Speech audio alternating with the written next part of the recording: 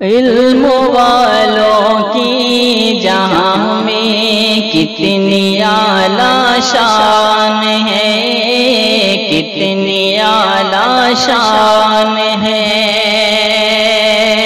علم والوں کی جہاں میں کتنی اعلیٰ شان ہے، کتنی اعلیٰ شان ہے۔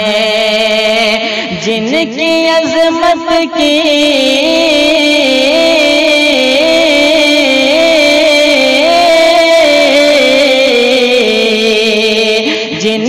عظمت کی گواہی دے رہا قرآن ہے۔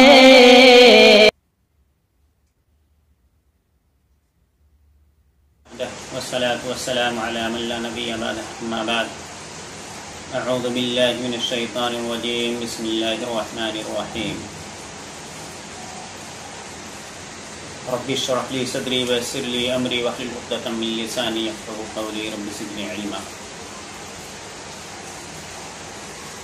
قال النبي صلى الله عليه وسلم: صيام يوم عرفة أحتسب على الله أن يكفر السنة التي قبله والسنة التي بعده، وصيام يوم عاشوراء أحتسب على الله أن يكفر السنة التي قبله، رواه مسلم۔ محترم ناظرین اکرام، السلام علیکم ورحمۃ اللہ وبرکاتہ۔ ماہ محرم کے اس اللہ کے مہینے، مبارک مہینے، مقدس مہینے، جسے اللہ رب العالمین نے اپنی طرف نسبت کی ہے، اور جس کے روزے کے متعلق جناب محمد عربی صلی اللہ علیہ وسلم نے فرمایا کہ یوم عاشوراء کا روزہ گزشتہ ایک سال کے گناہوں کا کفارہ بن جائے گا۔ اس سے قبل ماہ ذی الحجہ کی ویڈیو میں نے بتایا تھا یوم عرفہ یعنی عرفہ کے دن کے روزے کے متعلق کہ اللہ کے نبی جناب محمد عربی صلی اللہ علیہ وسلم کا فرمان صحیح مسلم حدیث نمبر 162 میں ہے۔ اللہ کے نبی جناب محمد عربی صلی اللہ علیہ وسلم نے فرمایا: مجھے اللہ تعالیٰ سے امید ہے کہ عرفہ کے دن کا روزہ گزشتہ اور آئندہ سال کے گناہوں کا کفارہ بن جائے گا۔ اور اسی مسلم شریف کی حدیث میں آگے اللہ کے نبی صلی اللہ علیہ وسلم نے فرمایا: اور مجھے اللہ تعالیٰ سے امید ہے کہ یوم عاشوراء یعنی 10 محرم کا روزہ گزشتہ یعنی گزرے ہوئے ایک سال کے گناہوں کا کفارہ بن جائے گا۔ اس حدیث پاک میں عرفہ کے روزے کی فضیلت اور عاشوراء کے روزے کی فضیلت دونوں بیان کی گئی ہے، لیکن عرفہ کا روزہ 2 سال کے گناہوں کا کفارہ ہے، یعنی گزرا ہوا سال اور آنے والا سال، اور عاشوراء یعنی 10 محرم کے روزے کا ثواب گزرے ہوئے ایک سال کا ہے۔ عرفہ 2 سال کے گناہوں کا کفارہ ہے اور عاشوراء 1 سال کے گناہوں کا کفارہ ہے، عاشوراء کا روزہ۔ ایسا کیوں؟ اس کی کیا وجہ ہو سکتی ہے؟